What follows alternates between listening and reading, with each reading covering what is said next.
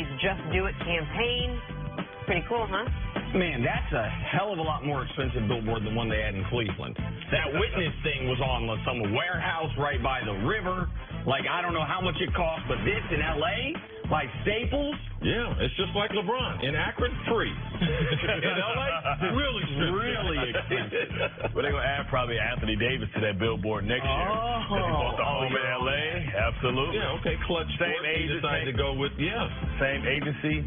New house in L.A. Makes sense. It would be an interesting little 1-2 punch in Los Angeles. I still think they got their sights set on Kawhi. Everyone thinks Anthony. Would you say Kawhi before Anthony? No, but Kawhi's going to be a free agent. Anthony Davis has to be dealt. Now, maybe he'll execute his pre-agency a year out like a lot of guys are, like, hey, trade me now or you're going to get nothing for me. But I've been for years saying when Boston folks were like, hey, we're getting Anthony Davis, I've been poo-pooing it. So I'm not all of a sudden going to say the Lakers going to get him. What? See? Chelsea fans are poo-pooing you right now. Yeah, for real. Back to Monday Night Football. Some real poo-poo.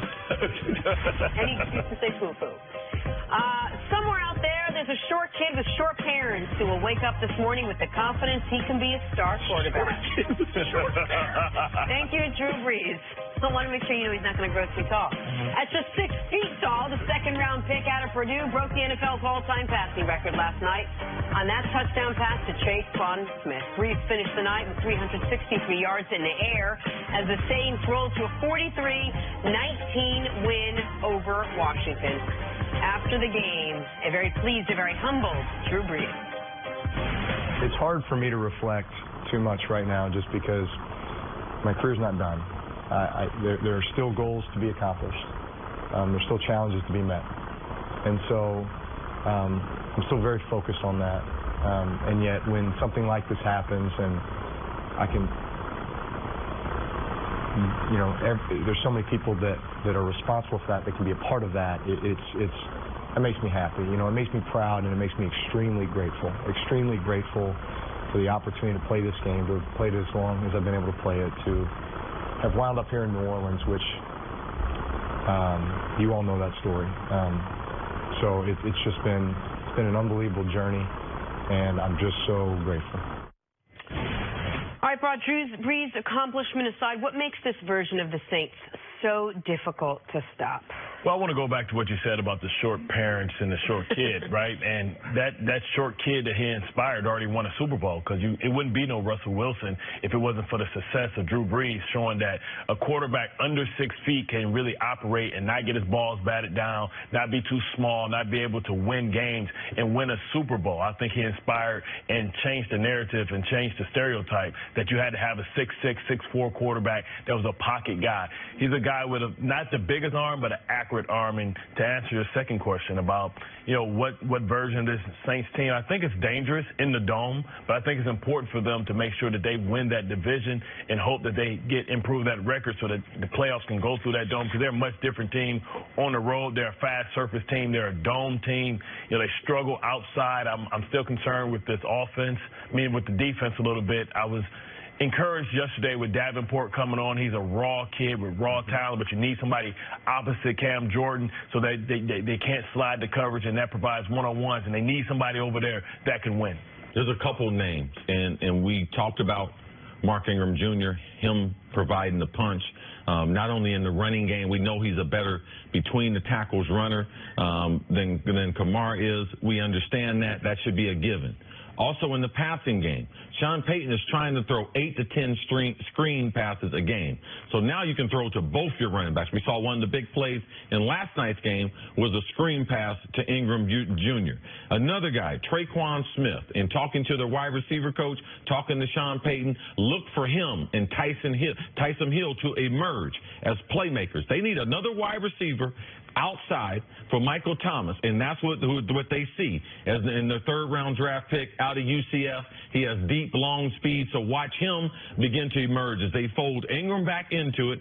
Kamara takes that reserve role that he played last year, only playing 31 snaps in last night's game. So you look at what they can throw at NFL defenses, this is only the beginning. They're just now starting to Traquan, they're just now starting to get him the football. They've been force-feeding Michael Thomas. They've been force-feeding Alvin. Now they're getting ready to spread it around. I believe they become more difficult as their defense gets better under Dennis Allen the way they did last year because they struggled coming out the gate. This is going to be one of the 4 best offenses in football. We know that. And when they are at home, that'll be the best offense in football. The only reason they're not going to be the very best is because on the road, their numbers are going to go down, which is why your point about getting a bye, making sure either they're the 1 or the 2 seed is critically important to them. I would argue as important as home field was to Philly last year for very different reasons, it's that important to New Orleans because they are so dangerous on that surface. And we know that Breeze this year at home has a 128 rating, not even at home, let me rephrase it, indoors, yes. A 128 rating. He's only played 1 game outdoors. It's his worst game of the year, the one against the Giants. They won it anyway, but it was his worst game of the year. So who are the Saints? I want to talk about the guy they took in the first round that you mentioned. That was shocking to me. When they traded away, you don't typically trade away a future first to do anything other than draft a quarterback. We saw the Texans do it to go get Deshaun Watson. The Chiefs do it to go get Pat Mahomes. The Eagles and the Rams do it to get their quarterbacks. When during the draft, I'm watching Mike Mayock, who does a great job. He was so certain they were doing it to get Lamar Jackson, they started doing the Lamar Jackson profile, essentially, right? And then it's Marcus Davenport, a project pass rusher from UTSA. So raw. But you are seeing it. Yeah, and the benefit to a player that is as raw as Davenport is by the end of the year, he should be much better than he was at the beginning of the year. Yesterday, a forced fumble, a pass deflection, a huge sack, a TFL on the running back. Like, now if you have those bookend pass rushers, and if Lattimore starts to reclaim some of his rookie year form, you don't need that defense to be great. You need it to not be horrible. It was horrible at the beginning of the season. That's the path to the Saints winning the toughest division in football. That's the path to the Saints being 12-4 and having a bye and a home playoff game, even if they don't catch the Rams for the 1 seed. Like, that's how good they can be if everything clicks in for them. But everything does have to click for them on offense in order for their defense to play as well as they can be given what they have. And are we as confident that everyone's now going to stay healthy and you're going to see the same offense?